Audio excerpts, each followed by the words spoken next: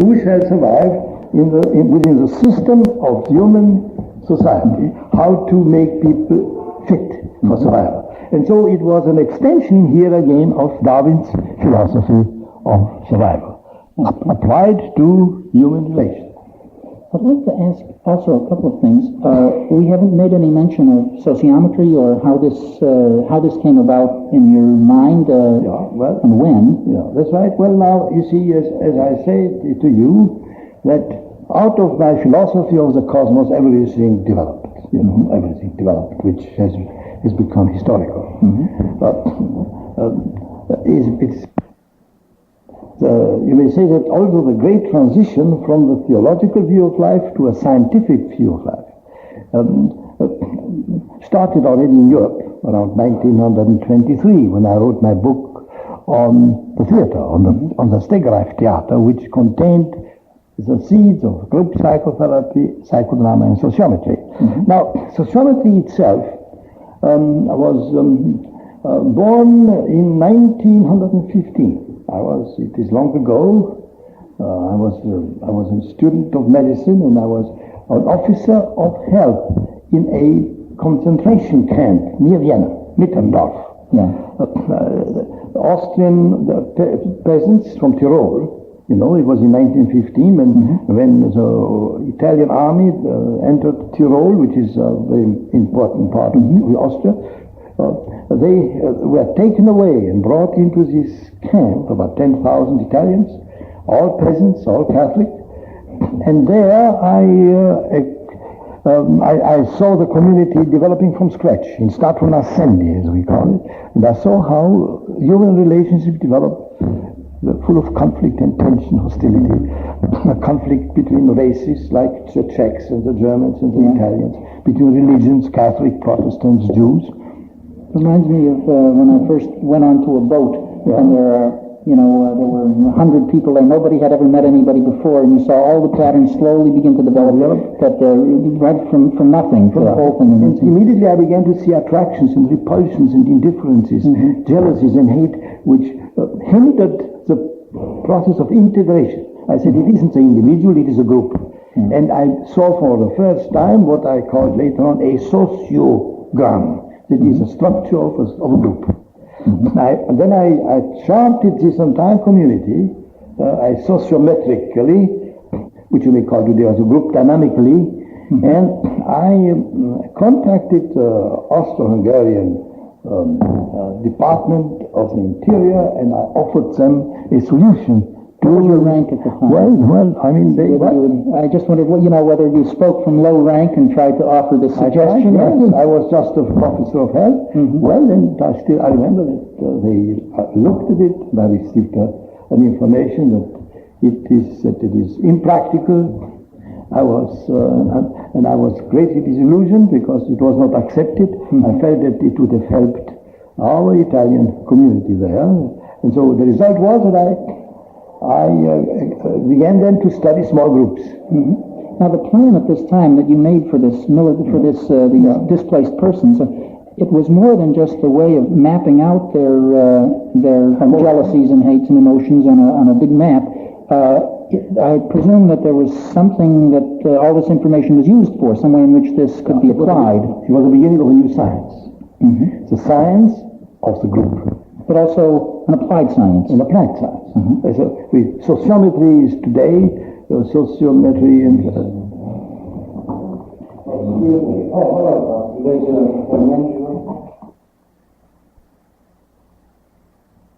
Gotta go downstairs.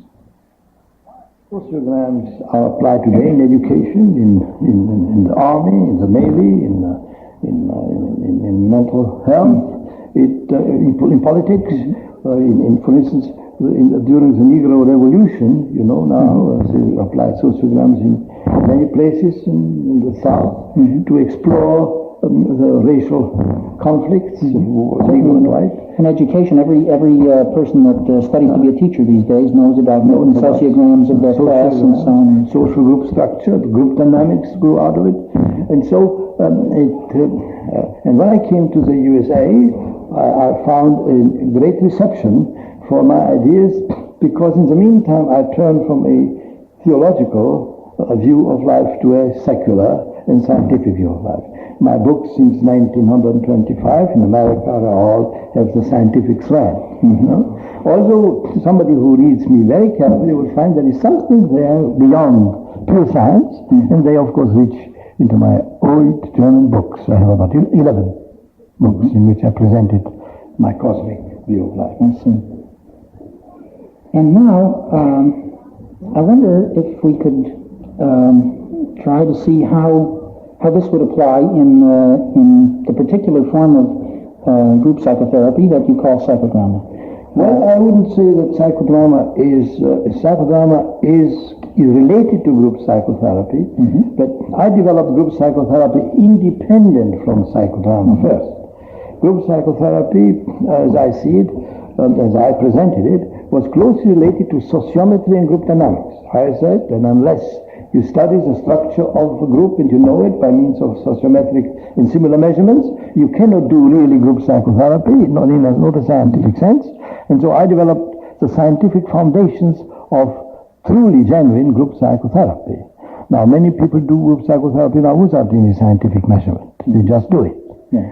Well, that's all right too. It depends on their intuition and that may or may not.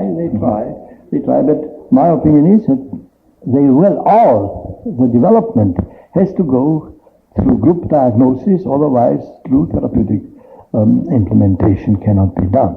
Now, but psychodrama can be done also on an individual basis.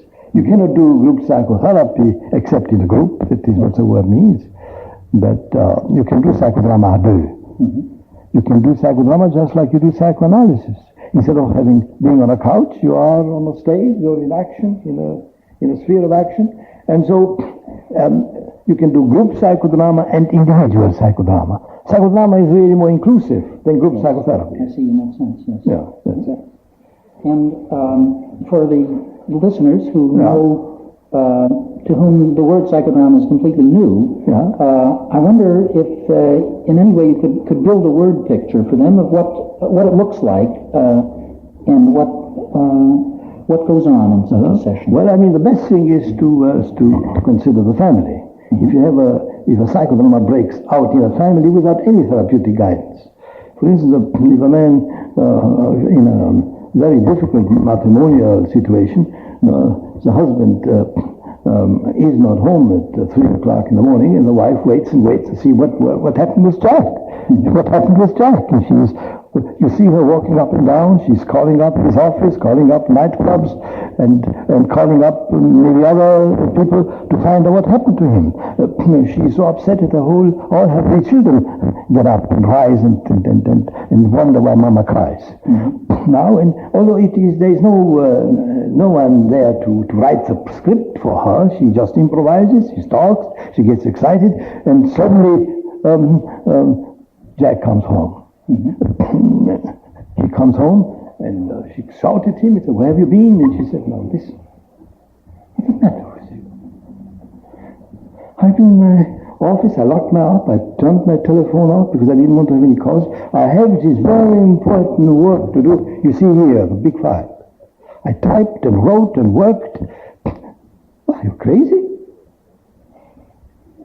Now that is a sort of a psychodramatic episode, although it is not written by a playwright, it is not portrayed on a psychodramatic stage, on a special vehicle, it is not conducted by a director, but it is in life itself. Now, if it were put on the stage like that, it would be interesting and have dramatic value. Not only that, because if this episode between husband and wife and the children would be on the stage, we can extend and using various methods like the double, the mirror, the auxiliary ego, the role reversal, and we can explore the depth of this conflict. Probably we'll find that the husband is really a big liar. Suddenly we find out that he was sleeping with some girl at the Barbizon Plaza or somewhere else, and that comes out, or it will come out that the woman is really that he would like the husband. Or you like fantasies of all sorts, or suddenly we'll introduce his sweetheart, and she will have a confrontation with his wife, and the wife will say, "Get out of here!" Calls up a lawyer the next morning and wants a divorce, or we'll find that that poor woman is really sick. that he is suffering from paranoid jealousy, that the man was really working, that he is persecuted by this woman who, and so, in other words, that cannot be done in life. Life is not sufficiently attuned. And through a psychoanalysis of any one of the individuals, you would never appreciate the story. Total interaction, the total constellation, and you wouldn't see a resolution of it. Now, and we in psychodrama we have developed a method by means of which we can explore the invisible structure of such a family psychodrama. You know, we can study not only the relationship between the people, we can study the invisible people involved. You know, like we can also extend the fantasies by means of the auxiliary chair, mirror techniques, double and reversal techniques, which have become almost commonplace, not only in psychodrama, but many other forms of therapists are using our method without realizing fully that they come from psychodrama. Many matrimonial counselors use, for instance, role reversal in a very superficial way, but it has become just as popular today as, let us say, once upon a time, the method of the Oedipus complex, or the inferiority feelings, you know, of other psychotherapists of the past. Psychodrama, the whole psychodrama movement, I guess, has influenced the rest of the psychotherapeutic world. It's also, I imagine, influenced the theater. It has tremendously, yes. In fact, it is right now more and more, many of, I don't have to mention names, but many, or if we would mention names, we'll think of Arthur Miller, After the Fall. We'll mention motion picture producers in France who are using psychodramatic methods to make motion pictures. I don't know if you remember, there was a motion picture, David and Lisa, where one of my former students was in the picture, the therapist. It was a psychodramatic motion picture. Now, there's a play off Broadway now, which is almost the story of a psychodrama, and interestingly enough, the man who is, I think, either wrote or is certainly acting in this, had been a protagonist in one of your sessions, and apparently the influence there was pretty clear. I wonder if there are any, if it's possible for you to understand the influences that had been operating on you in the development of this. Who were besides the Bible and so on, who were the people at that time that the article protagonists? Well, I always considered the greatest influences upon my psychodramatic concept and development, people who first of all, people who had religious or philosophical personalities. I've always thought of Socrates, for instance, had a great influence, because Socrates was a sort of a psychodramatic person. He exposed himself to psychodramatic situations. His dialogues had psychodramatic character. The fact that I get the dialogue, the very fact of using a dialogue. It was all improvised. Although Platon was his scribe, everything which happened on the spur of the moment. And the very fact that he didn't write, he just spoke and somebody else wrote it down. That's right.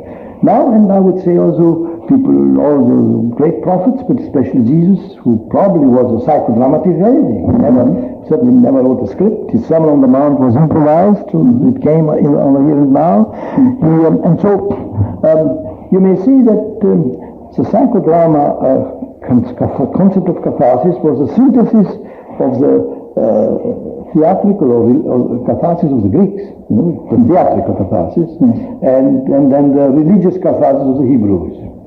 Because they also, it is interesting that the Jews had never a theater. It was against their religion to have a theater or to have an image of God.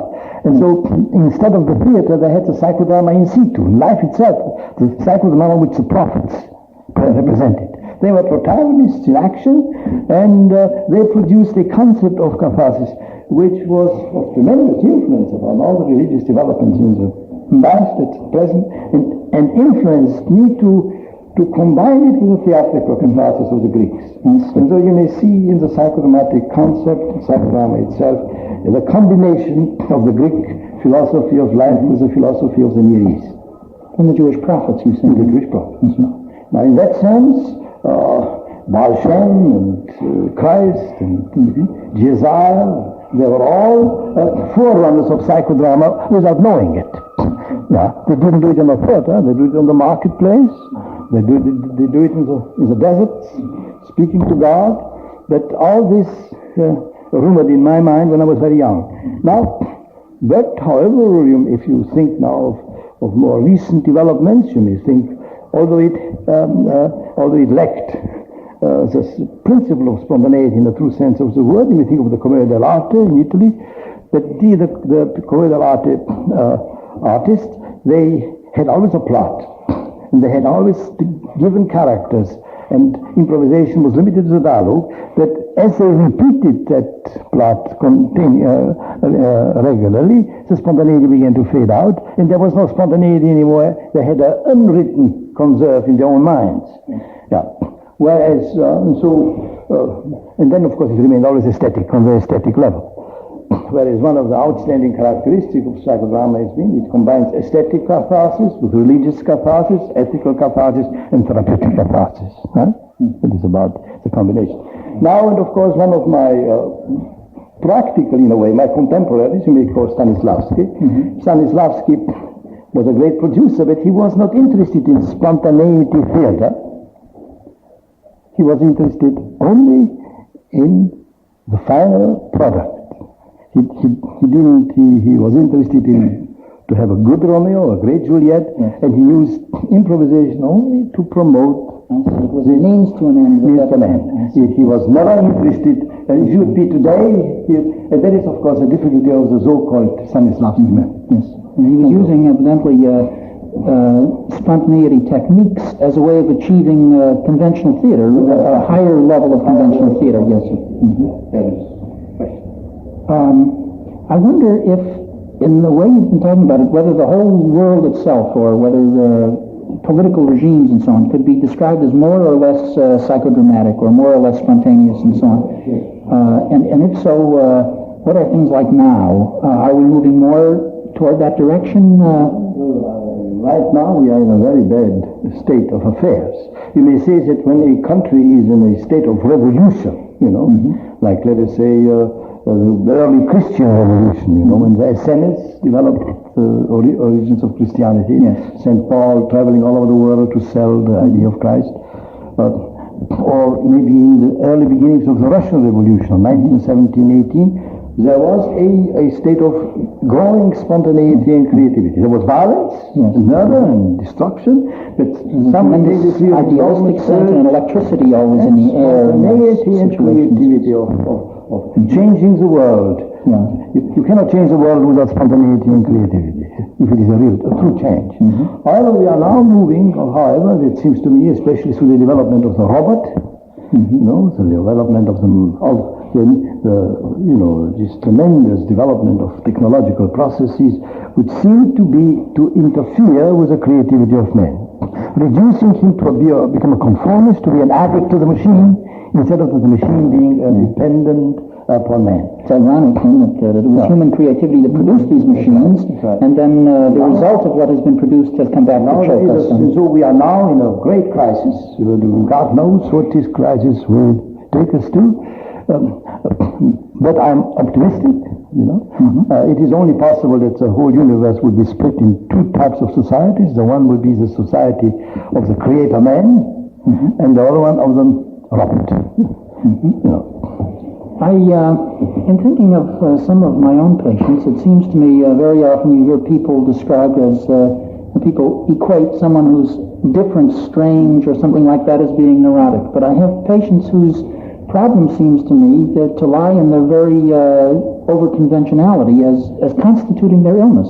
The fact that they do everything the right way and everything looks all right, but they're missing something in life. And I wonder if psychodrama holds any hope to people who how can a person increase his level of spontaneity or creativity? Is it something that's just born in you, or how can you get out of that state? Well, of course, it is also my philosophy and my theory that compulsive creativity, the compulsive conformity of our time is is a sickness, and a sickness which is sponsored by the government, by our total machine of life, and that the psychodrama is one of the few antidotes we have to counter this growing, intensified conformism, politically, socially, and culturally. And it is a tremendous struggle because the forces of you may say, of psychodramatic and group therapy and therapeutic community and all the new forms we have created are very weak compared with the enormous power. In fact, it is characteristic for our time. If you read the news, I remember if you would have read newspapers around 1937 to 45, you would have read my name practically every week in the New York Times, in the Newsweek, in the Time magazine, and the names of many great social scientists of our time. And today, the first news in the world are technologists, technocrats, astronauts and other nuts. Now without any jealousy, but it is characteristic that the heroes of our culture have moved from the soul, from the psyche, from the human relationship angle to machines, to the masters of machines. Yes. Regardless, of course, the fact that these men who are mastering the machine are remarkable men. It doesn't change that fact. Yes. But the trend is away from the creativity of the mind, of men, of human relations, towards developing more machines, stronger machines, and perhaps also more subordination of the man to the machine. Now, whether these machines may eventually become agents towards creativity, that is what we hope, that is a question which is when in the future will be able to unveil. That's true in so many areas. There's all been complaints constantly that the theater is in decline in the same way. People go to it less, and I wonder if it's just true that people are less interesting and less interested creatures than they used to be even 30 years ago or something. I'd hate to think that. It is the technological, it's a whole system in which we are living now. For instance, this machine which I'm using now, the radio, is in itself interfering with my encounter with you, yes, and with millions of other people. The same thing with a motion picture, with television, and with the Frigidaire in our homes, the various other appliances which we use, our automobile, our airplane. Now, all this, of course, has put man into a sort of a technological straitjacket, which becomes straighter and closer and narrower, and there is no way to think how far it will take us. Yes. I notice when I speak with you, we have 3 minutes. 3 minutes. I notice when I speak to you about psychodrama as a form of psychotherapy, it's hard for you to think in terms that limited very often, and you describe life itself as a psychodrama. That's right. But I think many people have come to think of psychodrama as a form of psychotherapy also. That's right. Not only that, it is largely. It is used all over the world today. We have hundreds of such centers in America, in Europe, in Israel, even in China. The psychodrama as a method of treating groups, of treating individuals. It's an action method. It is in contrast with the verbal methods. It is used for psychosis, delinquents, to improve human life psychologically, and maybe also physiologically. Maybe also physiologically, because we deal with the soma. You cannot separate the psyche from the body, and you cannot separate one body from another body. We are all integrated into a large body. I've noticed myself in trying to introduce psychodrama to people that have not previously had experience with it, that there's been an anxiety towards psychodrama, a reluctance to introduce it into clinics and hospitals sometimes, because not because people feel, well, it won't do anything. Sometimes at first they're interested because it's a new word to put on the report or something. But when they begin to see that it actually affects people and draws them out, then they become afraid that it will lead to God knows what, traumas and what they call acting out. I think that was originally your term. My term. But I wonder if you've also noticed this kind of reluctance and fear of it. Well, it is probably the most helpful, but also the most dangerous method we have in psychotherapy today. Mm-hmm. It has potentialities for mass psychiatry in connection with television.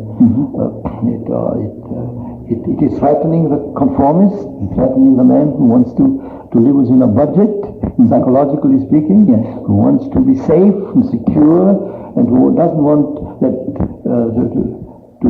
you may say, to know too much about himself, Yes. and he may feel that it is better to live on the surface than in the depth.